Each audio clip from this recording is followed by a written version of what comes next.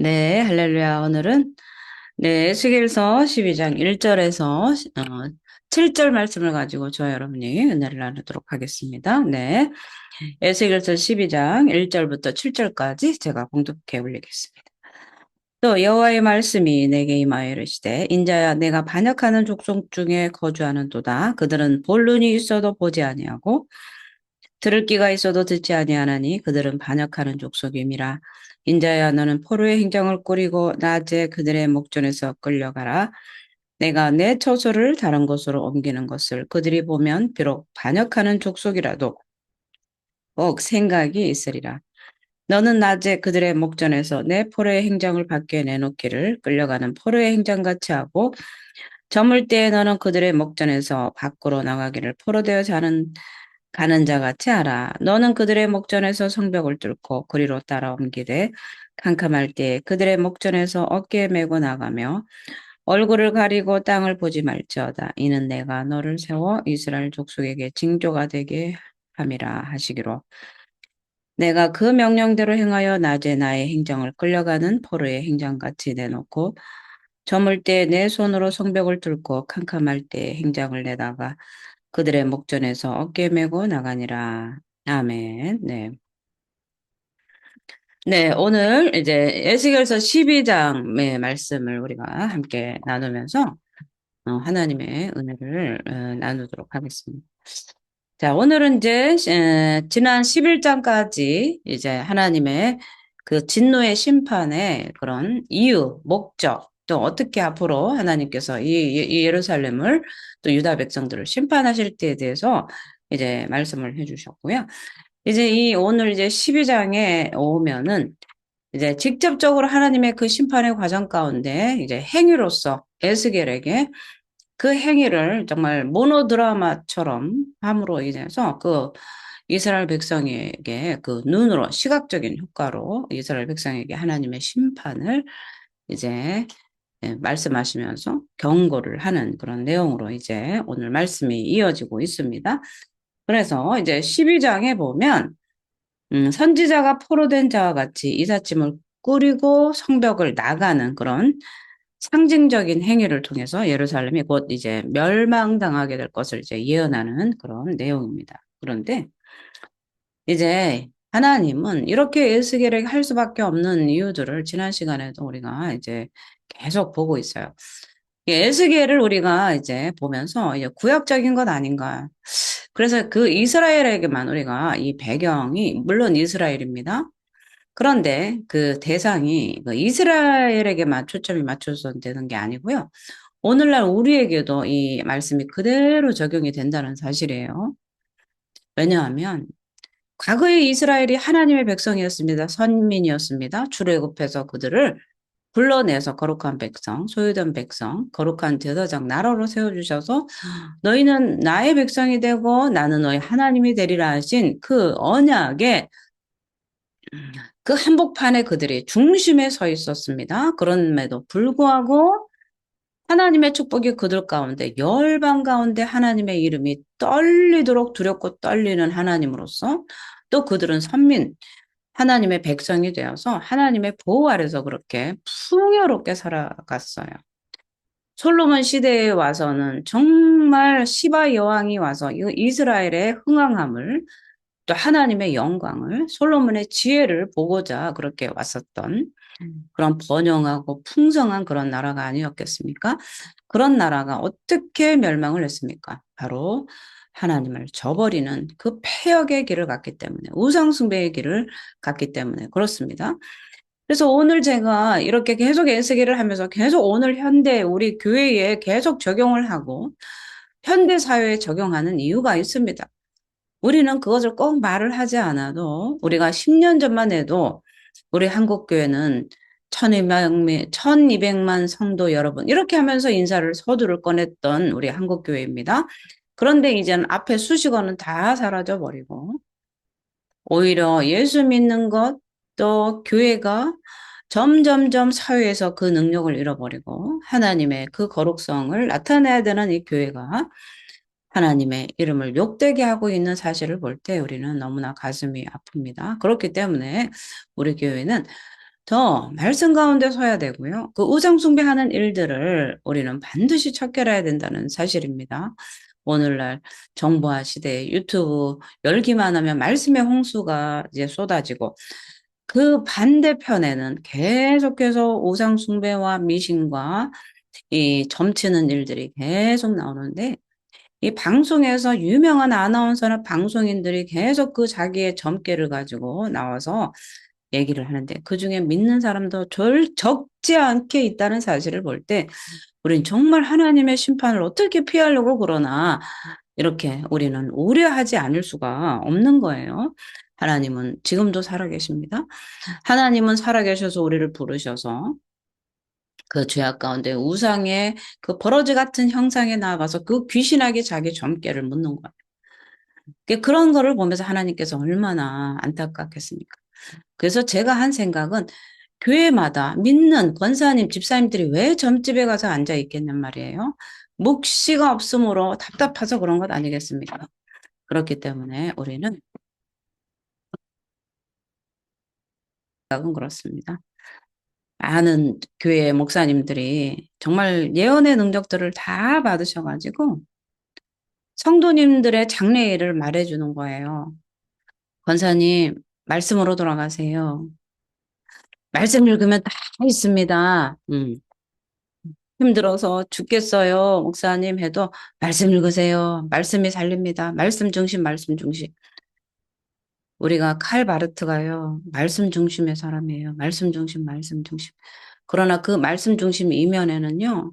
일반 은혜를 인정하지 않습니다. 특별 은혜만 인정하고 일반 은혜, 하나님께서 악인과 선인에게 비추는 그 일반 은혜를 허락하지 않습니다. 그리고 마지막 날에 종말의 영혼이 하나님 앞에 가고, 그죠? 모든 사람이 구원받는 이 구원론에서도 이상한 거예요. 말씀 중심, 말씀 중심, 말씀으로 돌아가자. 물론 좋습니다. 우리의 근본은 말씀입니다. 그러나 그 말씀의 테두리 안에서 아파하고 고통하는 자들에게 하나님의 뜻을 우리가 기도하면서 알려주는 거. 그럴 때 속이 시원하지 않겠습니까? 그러면 점집에 갈 일은 없지 않겠습니까? 응? 정말 예언이 필요하신 분들 저한테 다 오세요. 다 기도해 드릴게요. 아셨어요? 하나님의 뜻이 무엇인지, 하나님께서 어떻게 부르셨는지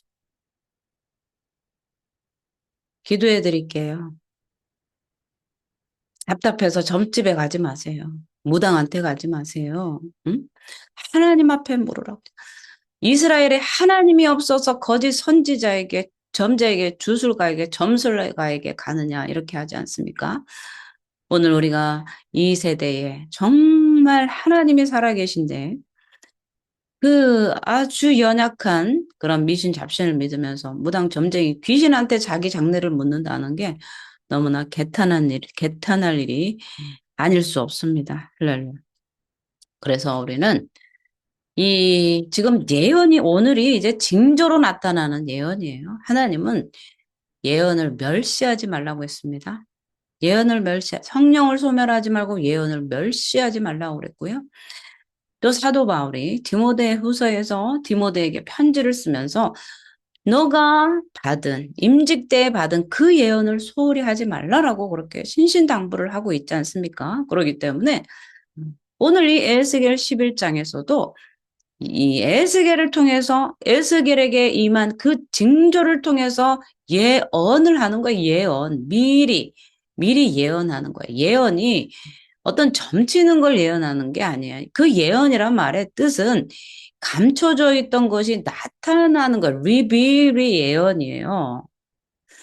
요한계시록에서 계시가 된다. 하나님의 말씀이 계시가 된다는 것. 하나님의 말씀이 숨겨져 있다가 나타나서 그 말씀이 우리에게 임한다는 거예요. 그래서 오늘도 우리 금요 예배, 금요 철야에 이 에스겔의 말씀을 통해서 하나님의 뜻이 우리에게 계시되고 있다는 사실을 알아야 됩니다. 그래서 이 성경이 특별 계시라는 거예요. 특별 계시.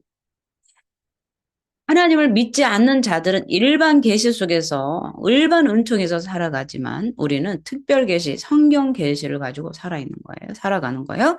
그렇기 때문에 이 계시는 바로 하나님이 감췄던 비밀을 우리에게 밝혀주는 것이고 나타내 주시는 것이고 또 예언의 두 번째 그 기능을 보면 예언이란 과거와 현재와 미래에 대한 잘못된 거 바르게 잡고요.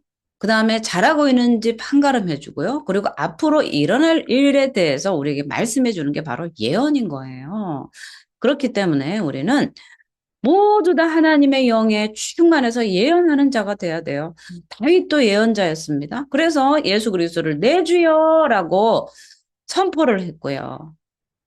그래서 모든 과거에 있는 성령으로 충만한 사람들은 하나님의 예언을 받고 예언의 계시를 받으면서 자기의 신앙을 지켜왔던 사실을 알고 우리는 그 예언의 은사는 하나님이 주신 거잖아요. 사도 바울이 예언의 은사에는 여러 가지고 직임이 있고 다 하나, 성령 하나이신 성령 안에서 그 은사들을 각각 필요한 만큼 나눠주셨다고 분명히 얘기하고 있기 때문에 우리는 그런 예언을 가지고 하나님의 백성에게 또는 나에게 하나님의 뜻을 밝히는 것. 이거는 정말 귀하고 복된 일이 아닐 수 없습니다. 자, 오늘 에스겔서 12장 7절에서가 바로 이 예언은 예언인데 어떤 예언인가? 징조로 나타내는 거예요. 에스겔의 그 행위를 통해서 하나님의 예언이 이제 선포되는 과정입니다. 그래서 우리가 1절하고 2절 한번 보겠습니다. 여호와의 말씀이 또 내게 임하여 가라사대 인자야 내가 패역한 족속 중에 거하도다. 그들은 볼 눈이 있어도 보지 못하고 들을 귀가 있어도 듣지 아니하나니 그들은 패역한 족속입니다. 그래서 지금 우리가 이 말씀을 보면 에스겔이 이제 행위로 몸으로 그들에게 이 말을 하는 거예요. 판토마이처럼 벙어리가 된 것처럼 이제 행위로서 그들에게 이제 예언을 선포하게 되는데 왜 그렇게 너 왜 말을 해? 근데 말도 안 하고 이렇게 몸으로 하는 건 뭐냐면 여기 있잖아요. 듣지도 못하고 귀가 있어도 듣지 못하고 눈이 있어도 보지 못하고 그래 듣지 못하는 백성에게 몸으로 이렇게 응? 그 하나님의 뜻을 나타낼 수밖에 없지 않겠습니까? 그런데 듣지도 못하고 보지도 못하는 것은요. 사실은 패역한 백성이기 때문에 그렇습니다. 하나님과 이 백성이 막힌 담이 너무나 많아서 앞이 캄캄하기 때문에 보이지 않는 거예요. 그래서 이 패역한 족속 중에 거하는도다 이렇게 말해요. 너가 지금 패역한 족속과 함께 있다 이렇게 말씀을 하시는 거죠. 그런데 이 패역한 족속은요. 늘 여호와 하나님을 거역해 왔습니다. 우리가 신명기 9장 7절에도 보면 이렇게 말씀하세요. 너는 광야에서 내 하나님 여호와를 경노케 하던 일을 잊지 말고 기억하라. 내가 애굽 땅에서 나오던 날부터 이곳에 이르기까지 늘 여호와를 거역하였느니라. 이스라엘 백성이 늘 거역해 온 거예요. 그런데도 하나님은 참고 노하기를 더디하시고 인자함을 잊어버리지 않으시고 계속해서 그들을 두둔하면서 참아왔던 그 하나님의 진노가 이제는 폭발하게 된 거죠. 그래서 볼 눈이 있어서 보지 아니하는 백성이 있는 거예요. 우리가 이사야서도 보면 29장 9절에 너희는 놀라고 놀라라. 너희는 소경이 되고 소경이 되라. 그들의 취함이 포도주로 인함이 아니며 그들의 비틀거림이 이 독주로 인함이다. 포도주 먹어서 취한 게 아니라 독주. 악한 악독함을 먹어서 이제 독하게 됐다는 거죠. 그리고 우리가 이사야서 42장 20절에도 보면 내가 많은 것을 볼지라도 유의치 아니하며 귀는 밝을지라도 듣지 아니하는도다. 그러니까 내가 왜 귀가 없어요? 내가 눈이 왜 없어요? 내가 그런데 이 영적 소경을 얘기하는 거예요. 하나님의 말씀, 하나님의 묵시가 사라져 버렸기 때문에 말을 해도 듣지도 않고 보여줘도 보지도 않기 때문에 하나님은 그 묵시를 싹 걷어가 버리는데 그래도 남아있는 하나님의 국률은 이 에스겔을 통해서 이 몸으로 나타나는 이 징조를 통해서 이 이스라엘에게 말씀해 주시는 거예요. 우리가 생각할 때 하나님 왜 이렇게 간섭하세요? 이렇게 하시는데 간섭할 때가 좋은 거예요. 정말 얘기해도 또 해고 또 해도 말을 안 들으면요. 하나님의 묵시는 사라집니다. 하나님의 계시를 걷어가 버려요. 하나님 잠잠하십니다. 도둑질해도 말씀을 안 하세요. 간음을 해도 말씀을 안 하세요. 그런데 얘하고 도둑질하지 마라. 너 왜 도둑질했니? 너 왜 간음하니? 너 거짓말하니? 이렇게 간섭할 때는 주님이 그래도 어떠한 희망을 가지고 고쳐보려고 하는 거예요. 그런데, 하나님, 왜 이렇게 간섭이 많아요? 도둑질 좀 해결하더니, 저기는, 어? 저 목사는, 저 권사는 더 나보다 도둑놈이에요. 이렇게 하면서 자기의 이 도둑질을 정당화게 시키는 사람들이 있어서는 안 되는 거죠. 그죠? 자, 예레미야 5장 21절에도 말씀하십니다. 오죽하여 지각이 없으며 눈이 있어도 보지 못하며 귀가 있어도 듣지 못하는 백성이여 이를 들을지어다.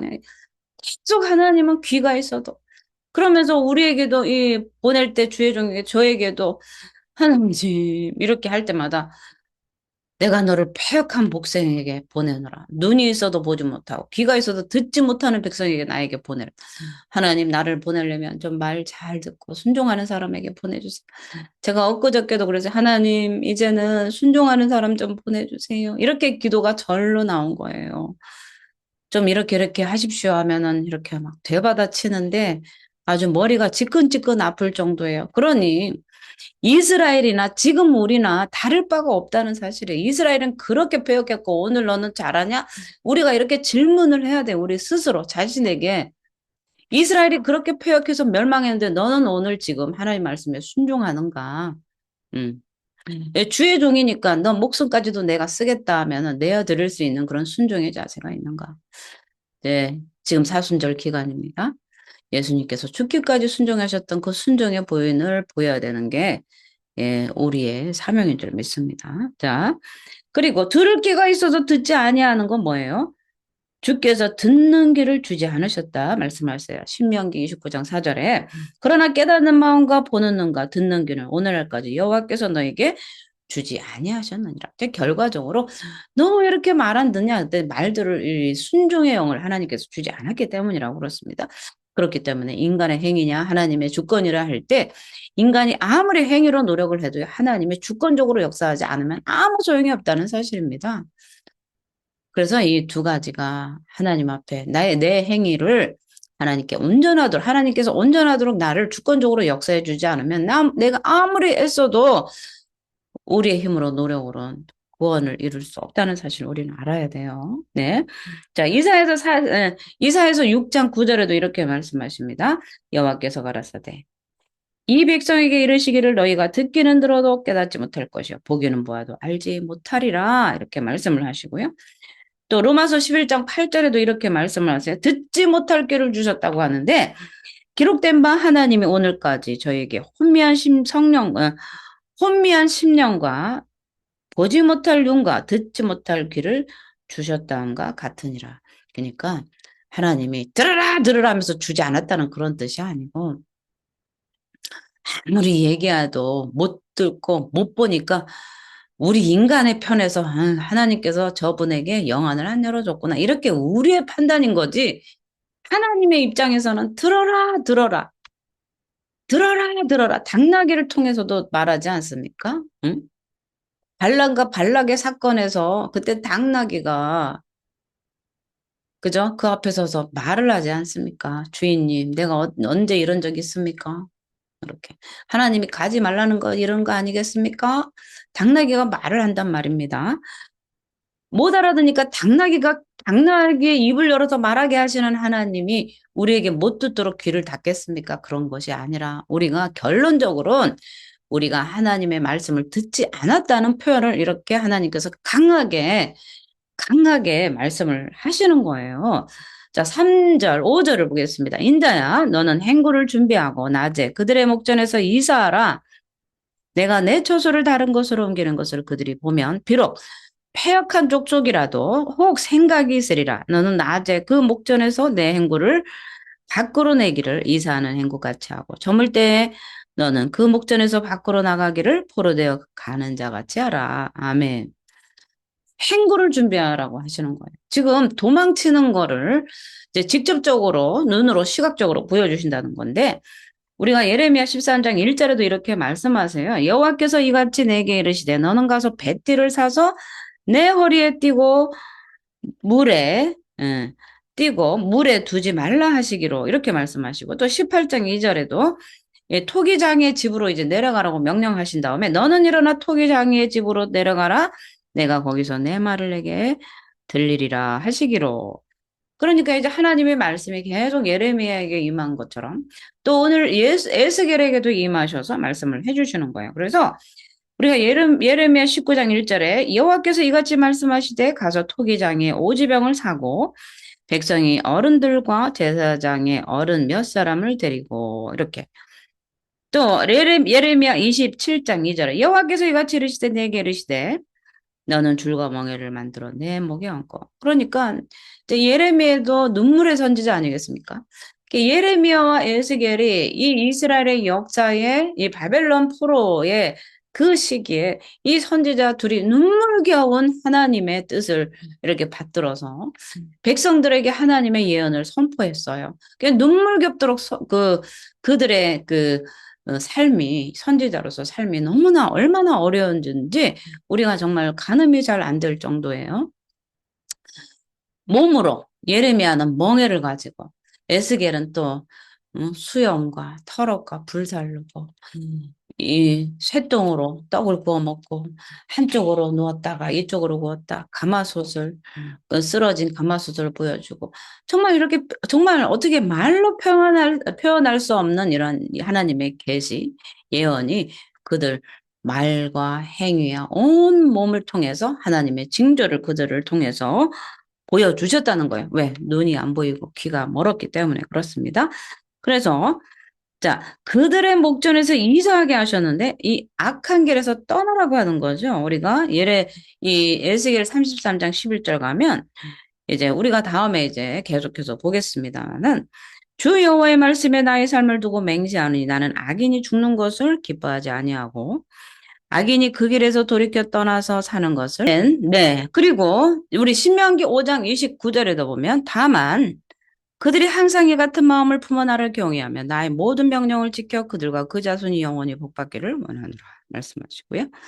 또 하나님은 주의 도를 행하기를 원하시는데 시편 81장 13절에서 내 백성이 나를 청종하며 이스라엘이 내 도 행하기를 원하노라.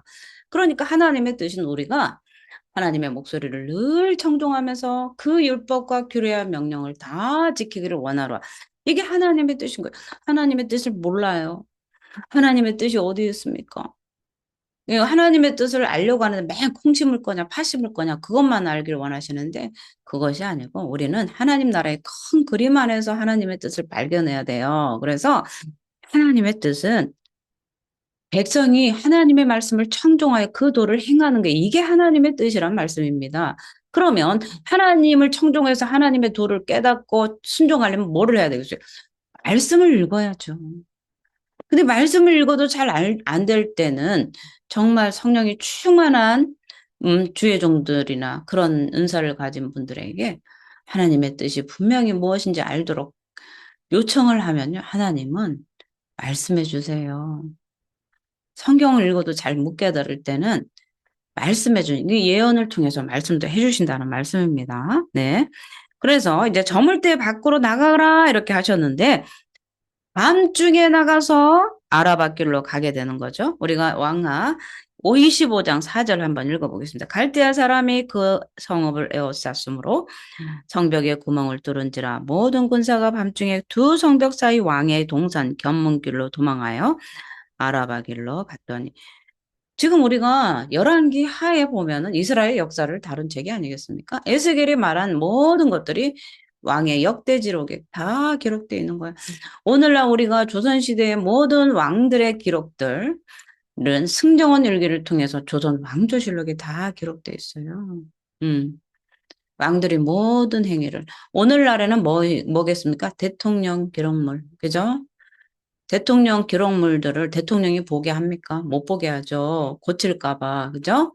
그렇기 때문에 이런 역사에 이렇게 사실로 일어난 모든 이 바벨론 포로의 과정들을 우리는 에스겔을 보면서 그 더 역사적으로 간단 명료하게 쓴 것들을 우리는 에스겔이라는 이 성경을 통해서 그때 당시 에스겔이 활동했었던 그 바벨론 땅에서의 하나님의 그 약속과 예언과 선포가 지금 그대로 실제적으로 일어나고 있으면 우리는 그 현장 속에 지금 들어가 있는 것입니다. 그렇기 때문에 여러분 잘 들어보세요. 이것이 과거의 이스라엘의 역사만이 아니고 오늘날도 우리 가운데 역사하시는 하나님이란 사실이에요. 하나님은 어제나 오늘이나 동일하셔서 내일도 동일하신 분입니다. 그래서 인간사에 개입하셔서 하나님은 계속 우리를 하나님의 백성들을 하나님의 말씀 가운데 다스리고 통치하고 계시다는 사실입니다. 그래서 오늘 또 예레미야 성벽을 구멍 뚫어서 나간 거를 지금 열왕기 하에 지금 기록이 돼 있어요. 25장 4절에. 지금 에스겔이 말한 거죠. 에스겔이 그 하나님께서 에스겔을 향해서 성벽을 뚫어서 그 밖으로 나가란 그 말이 여기에 기록돼 있다는 말씀입니다. 자, 그 다음에 예레미야 39장 4절도 똑같이 그렇습니다. 자, 왕 시드기야와 모든 군사가 그들을 보고 도망하되 밤에 왕의 동산길을 쫓아 두 담 샘문을 통하여 성읍을 벗어나서 아라바로 갔더니 이렇게 이제 도망하는 거를 지금 얘기를 해주는 거예요. 그런데 우리 시편 127편 1절에 이렇게 말씀하십니다. 여호와께서 집을 세우지 아니하시면 세우는 자의 수고가 헛되며 여호와께서 성을 지키지 아니하시면 파수꾼의 경성함이 허사로다 하면 우리는 하나님이 지켜주셔야 살아요. 모든 것이 하나님으로부터 왔다는 걸 고백할 때 그때 진정한 믿음이 생기는 거예요. 참새 두 마리가 한 아사르 안에 팔리는 것도 하나님이 허락해야만 된다고 우리 마태복음에서 하나님이 말씀하고 있지 않습니까? 참새 그 작은 민물인 참새가 팔리는 것도 한 아사르 안에 팔리는 것도 팔고 사고의 문제도 하나님의 허락이라는 거예요. 에이, 무슨 하나님이 참새 한 마리 팔고 사는 것도 간섭하세요? 개입하세요? 당연합니다. 간섭하십니다. 우리에게는 머리털 하나까지 다 세신바 되었다고 말씀하지 않습니까? 그렇기 때문에 우리는 너희는 사람 앞에서 나를 시인하면 나도 너희를 시인하리라 이렇게 말씀을 하시는 거예요. 그렇기 때문에 나에게 주어진 모든 것은 하나님으로부터 왔습니다라는 이 고백이 우리의 신앙 고백이 돼야 된다는 사실입니다. 하나님께서 허락하지 않으면 우리에게 10원 한 장이 안 들어온다는 사실을 알아야 돼요. 너무한다. 그것이 아니라 하나님의 성경의 말씀이 그렇다는 말씀입니다. 여호와께서 집을 세우지 아니하시면 세우는 자의 수고가 헛됩니다. 오늘날 수고롭게 하지 마시고 하나님께서 우리의 집을 지어주시고 세워주시도록 우리는 하나님을 의지해야 된다는 사실입니다. 우리가 애써 세운 것들은 다 사상누각이에요. 모래성을 쌓는 것 같아요. 한번 비가 오고 바람이 불면 싹 사라지는 것. 그러나 우리의 집은 어디다 세워야 돼요? 반석 위에. 예수 그리스도의 그 반석 위에 세울 때 비가 오고 창수가 나고 바람이 불어도 흔들리지 않는 그런 반석이 되는 줄 믿습니다. 자, 그래서 사람은 신뢰할 만하지 못하다고 말씀을 하시는 거예요. 예레미야 17장 9절에 만물보다 거짓되고 심히 부패한 것은 마음이라 누가 능히 이를 알려마는 우리의 마음은 부패했어요. 하나님 이렇게만 해주시면 제가 다 할게요 해놓고서 하나님이 응답을 해주시면 언제 예 이렇게 언제 그렇습니까? 그땐 이러했습니다 하면서 이제 핑계를 대면서 하나님 앞에 자기의 정당성을 얘기하기에 바빠요. 정말 이런 거 정말 철저히 회개해야 되는 줄 믿습니다.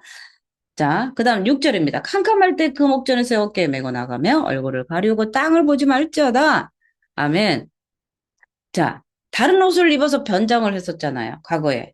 사울이 다른 옷을 입어서 두 사람과 갈새 그들이 밤에 그 여인에게 이르러는 사울이 가로되 청하고대 나를 위하여 친접한 술법으로 내가 내게 말하는 사람을 불러올리라.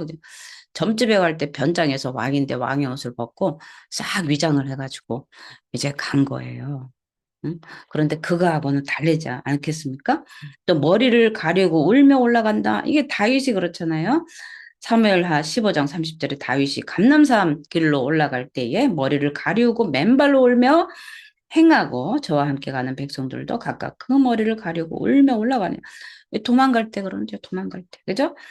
또 수건으로 눈을 가려서 변장을 하는데 왕상 20장 38절에서 선지자가 가서 수건으로 그 눈을 가려 변장하고 길가에서 왕을 기다리다.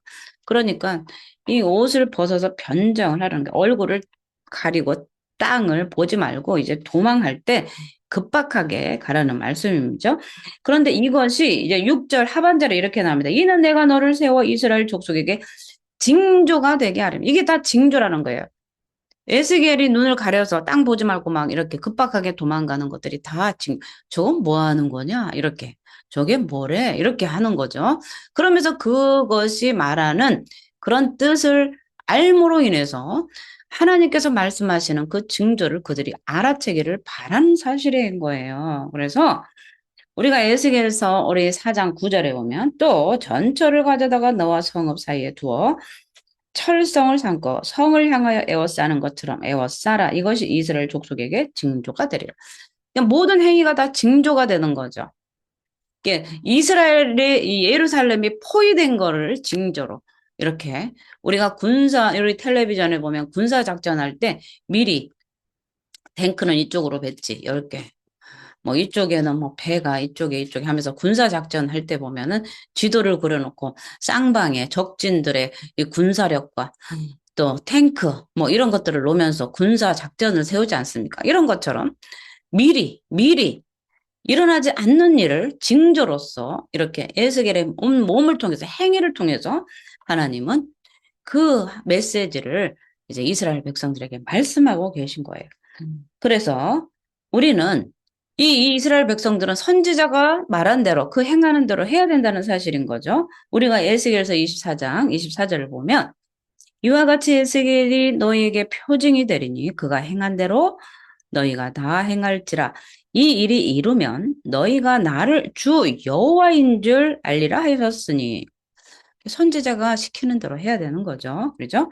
그리고 이사야서 8장 18절에 보라 나와 및 여호와께서 내게 주신 자들이 이스라엘 중에 징조와 예표가 되었나니 이는 시온산에 계신 만군의 여호와께로 말미암은 것이니라. 이런 지금 에스겔에게 주신 징조와 모든 예표들은 만군의 여호와로부터 나왔다는 거예요. 선지자가 스스로 그런 행위를 한 것이 아니라 하나님께서 말씀하심으로 주 여호와 영이 에스겔에 임해서 에스겔은 하나님의 음성을 듣고 말씀을 듣고 계시를 듣고 그대로 하나님의 말씀대로 순종을 하는 거예요. 자, 그다음에 7절입니다. 내가 그 명대로 행하여 낮에 나의 행구를 이사하는 행구같이 내어놓고 저물 때 내 손으로 성벽을 뚫고 캄캄할 때 행구를 내어다가 그 목전에서 어깨에 메고 나가니라. 내가가 누구겠어요? 에스겔입니다. 에스겔이 하나님이 말씀하신 대로 그대로 이제 했다는 거죠.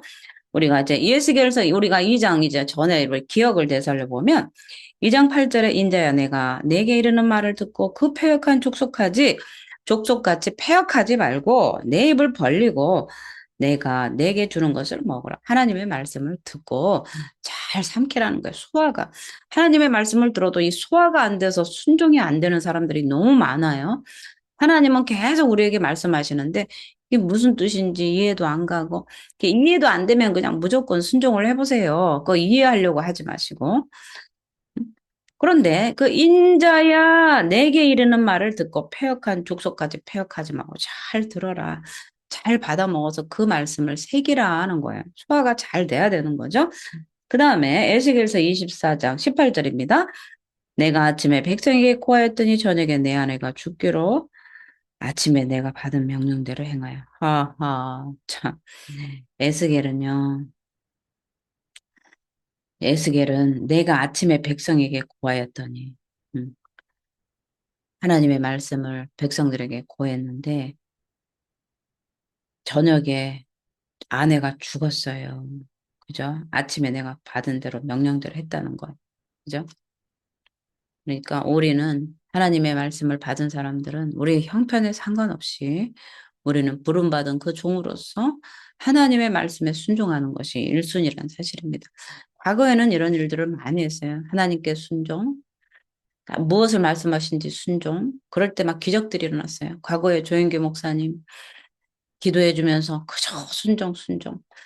11조 하면 복 받는다 순종하면서 아침에 가만히 사각개짝 강대상 앞에 풀떼죽 한 그릇씩 11조로 갖다 드린 그 믿음이 여기도 순복음교회를 부흥시켰고 한국교회를 부흥시킨 것 아니겠습니까? 네. 뭐 그까진 11조 8대죽으로 하나님이 축복하냐? 먹고 죽을 것도 없는데 하나님이 그런 풀떼죽 가져오라고 어떻게 얘기를 하냐? 하나님이 그렇게 째째하신 분이냐? 풀떼죽 먹을 것도 없는데 그거 먹지 말고 가져오라게. 그런 하나님이냐? 이렇게 하시는 분이 있는데, 네, 하나님은 그렇습니다. 그게 믿음을 테스트하는 시험 방법이기 때문에 그렇습니다. 시험을 봐야 되는 거죠, 시험을. 그죠?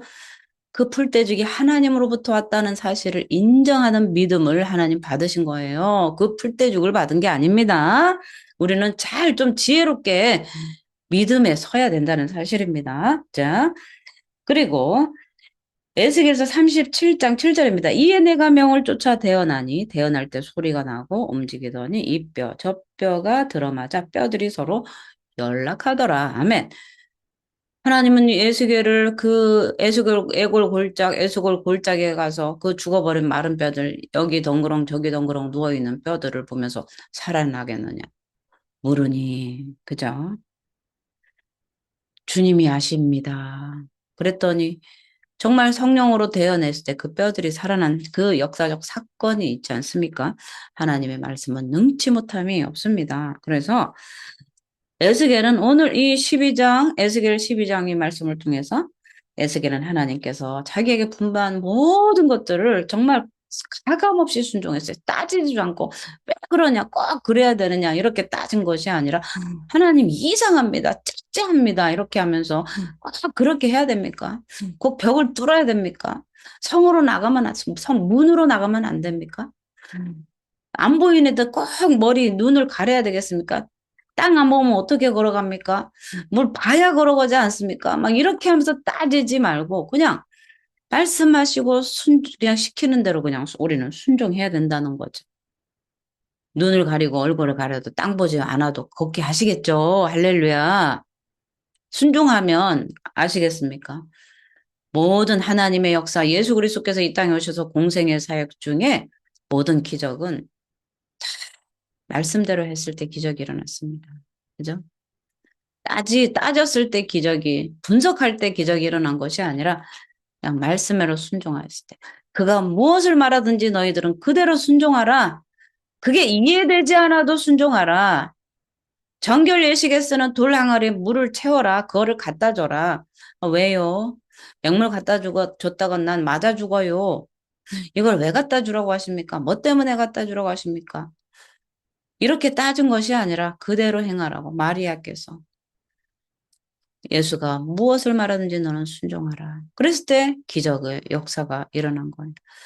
그냥 이해되지 않아도 순종할 때 하나님은 그때 기적을 베푸시고 능력을 베풀어 주신다는 사실을 우리는 말씀대로 사는 하나님의 백성 아니겠습니까? 오늘도 여러분 하나님의 기적을 맛보고 계신 분들은 맛보고 계시고 또 앞으로도 하나님의 기적을 맛보기를 원하시는 분들은 순종하세요. 이해되지 않아도 순종하시기 바랍니다. 그럴 때 하나님의 역사는 이루어진다는 사실입니다. 자, 그래서 오늘 이 에스겔이 이사하는 것처럼 짐을 꾸리고 저물 때 성벽을 뚫고 포로로 되어가는 것처럼 이제 행정을 꾸리고 나갔어요. 조롱도 받고 손가락질. 저 에스겔 선지자 또 별쇼를 다 한다 이렇게 하지 않겠습니까? 그런데도 그런 것에 아랑곳하지 않고 순종했다는 거예요. 예수님도 마찬가지입니다. 예수님도 십자가의 채찍과 조롱과 네가 이스라엘의 왕이냐? 네가 하나님의 아들이면 내려놔봐라. 내려와봐라. 막 이렇게 하면서 조롱하고 채찍을 때리고 가시면류관을 쓰게 하신데도 그 조롱과 침뱉음, 그 부끄러움을 다 참으시고 십자가에서 그 순종의 그 본을 이루신 예수 그리스도 그 순종의 축복이 오늘날 우리에게 임한 것 아니겠습니까? 구원의 축복이 우리에게 임한 거잖아요. 그죠? 자, 그래서 하나님의 말씀에 온전히 순종하는 거죠. 그죠? 그런데 자신의 취향 따라가면 순종이 안 돼. 나는 이런 사람인데요 하면 벌써 순종에서 멀어집니다. 우리는 하나님의 말씀은 나를 보는 게 아니에요. 하나님의 말씀, 하나님을 바라보면서 하나님 앞에 우리는 순종해야 된다는 것입니다. 그래서 하나님 말씀에 온전히 순종한 에스겔은 힘써서 자기에게 주어진 이 사명을 잘 감당한 거예요. 그래서 이 패역한 백성들을 깨우치기 위해서 핍박을 받는 거죠. 아이고, 뭐 꼭 그래야 되냐, 막 이렇게 했겠죠. 그러나 이 패역한 백성을 이 깨달으려면은요, 진짜 핍박은 감내해야 돼요. 무슨 소리를 못 들으겠습니까? 그죠? 아주 억울한 소리를 많이 들어요. 응? 그러나 그것을 우리는 인내하고 예수님, 허긴 예수님도 의로우신 분인데도 핍박과 조롱을 받았는데 하물며 나 같은 사람일까 보냐. 이렇게 하면서 하나님이 주신 사명을 잘 감당해야 된다는 사실입니다. 하나님을 아는 자들로 그릇된, 이 그릇된 길로 행치 않으며, 음, 하나님을 아는 자들은 죄악에 치우치지 않는 거예요. 그러니까 하나님을 진짜 알면요, 죄를 범할 수 없어요. 악한 길 갈 수 없어요. 진짜 하나님을 알면, 그죠? 그래서 선지자들은 부지런히 모든 사람에게 여호와 하나님의 뜻을 알도록 이렇게 깨우쳐 줘야 되는 거. 우리가 오늘날 이 교회에 목사를 세운 목적이 이 성도들을 깨닫게 하려고 세운 거 아니겠습니까? 성도들 비유 맞추라고 세운 거 아닙니다. 어머, 집사님 아름다우세요. 어머, 교수님 아름다우세요. 어머, 권사님 아름다우세요. 이렇게 세운 게 목사가 아니고 백성들이 잘못된 길을 가면 깨우쳐 주는 게 회개하라 하려고 이 목사 회개, 천국 복음을 전하려고 이 교회에 주의 종들, 담임 목사를 세워서 말씀을 가르치는 것 아니겠습니까? 말씀을 가르치는 거죠. 말씀 가르쳐야 되는데 자기 사상을 가르치면 안 돼요. 자기의 이론이나 자기의 사상을 가르치면 안 되고 오직 말씀에 가감 없이 회개하라면 회개하고, 그렇죠? 말씀대로 말씀이 살아 역사하도록 가르쳐야 된다는 것입니다. 그래서 우리는 듣든지 아니 듣든지 자신의 직무에 충실을 해야 된다는 거예요. 그죠? 모든 사람들이 그렇습니다. 자, 하나님의 명을 받은 에스겔이 부지런히 행하면서 이 패역한 백성들을 이제 깨우치고자 말씀으로 하나님의 뜻으로 깨우치고자 했습니다. 그런데 끝까지 하나님의 뜻은 뭐였습니까? 끝까지 이들이 회개해서 돌아오기를 원하는데 끝까지 이들은 패역한 족속이 된 거예요. 회개하지 않고 더 악한 길로 다름질을 한 것입니다. 그래서 이 행동으로 경고한 이 에스겔의 모습을 이스라엘 백성들은 먼 훗날에 대한 일이고 또 절대로 성취되지 않을 거라고 생각을 한 거예요. 저 선지자 에스겔이 미친 짓이다. 그거는 우리하고는 상관이 없고 먼 훗날이겠지. 이렇게 하면서 안일하게 있었던 거죠. 그러나 이 에스겔 선지자의 경고는 멀지 않는 멀지 않는 그때에 이스라엘 족속의 징조가 되었습니다. 실제로 그 일이 일어났죠. 그래서 하나님의 말씀을 미리 하시는 거예요. 미리. 미리 선포하시고 선지자를 통해서 미리 선포하시고 말씀하시고 그다음 일하세요. 그러고 나야 하나님의 영광이 나타나기 때문에. 미리 말씀 안 하시고 하나님이 일해 주시면 막 내가 했어요. 내가 열심히 내가 열심히 공부해서 내가 그렇기 때문에 하나님이 말씀하시는, 나 너 이렇게 해줄, 나 너 서울대 들어가게 해줄게. 그러면 서울대 들어갔을 때 하나님께 영광. 이렇게 하려고 미리 말씀해 주시는 거예요. 안 그러면 내가 애써서 공부 열심히 하고 잠 안 자고 공부했더니 내가 했어. 하나님의 영광이 사라지기 때문에 하나님은 모든 삶에서 우리가 무엇을 먹든지 마시든지 하나님의 영광을 위해서 하라고 했기 때문에 하나님은 어떠한 순간에도 하나님은 영광 받기를 원하세요. 우리를 통해서 영광 받기를 원하십니다. 그래서 이 하나님의 말씀은 사람들보다 경험보다 앞서가는 것이고요. 그래서 이 성경에 등장한 수많은 인물들이 하나님을 버리고 자기 주장대로 고집하고 또 상식적으로 살았어요. 그러나 그것이 결국은 회개의 제목이 되고 말았어요. 그죠? 회개하는 일이 다윗도 회개, 솔로몬도 성경에 기록된 모든 사람들이 회개하는 역사들을 우리가 보고 있지 않습니까? 오늘도 우리는 이 에스겔을 보면서 아 옛날에 그랬대. 무서운 하나님이네. 왜 이스라엘은 말을 안 들었을까? 이런 그런 것이 아니라 오늘 이게 나에게 적용이 돼야 돼요. 나는 오늘 하나님의 말씀을 잘 듣고 있나? 내 눈은 가려워져 있냐, 않는가? 내 귀는 막혀 있지 않는가? 나는 오늘도 하나님의 말씀을 잘 들으면서 순종하고 있는가를 우리는 나 자신을 살피는 시간이 돼야 되는 거예요. 이 말씀을 통해서 나 자신을 비추는 거예요. 말씀은 등불이라고 그랬잖아요. 그래서 그 말씀의 빛을 나에게 비칠 때 내게 더러운 것들이 보이는 거죠. 그래서 보이면 씻으면 됩니다. 예수님의 보혈로 씻고 말씀으로 씻어서 거룩하게 될 때 하나님은 우리를 통해서 영광 받으십니다. 결코 우리의 그릇이 깨끗하지 않으면 하나님 쓰지 않으세요. 쓰는 것 같아도 버려버리시죠. 그러나 우리는 늘 하나님 말씀 앞에서 나 자신을 거룩하게 하고 또 늘 보혈로 씻으면서 하나님 앞에 영광 돌리는 저와 여러분이 되시기를 예수의 이름으로 축복을 드립니다. 아멘. 네, 기도하겠습니다.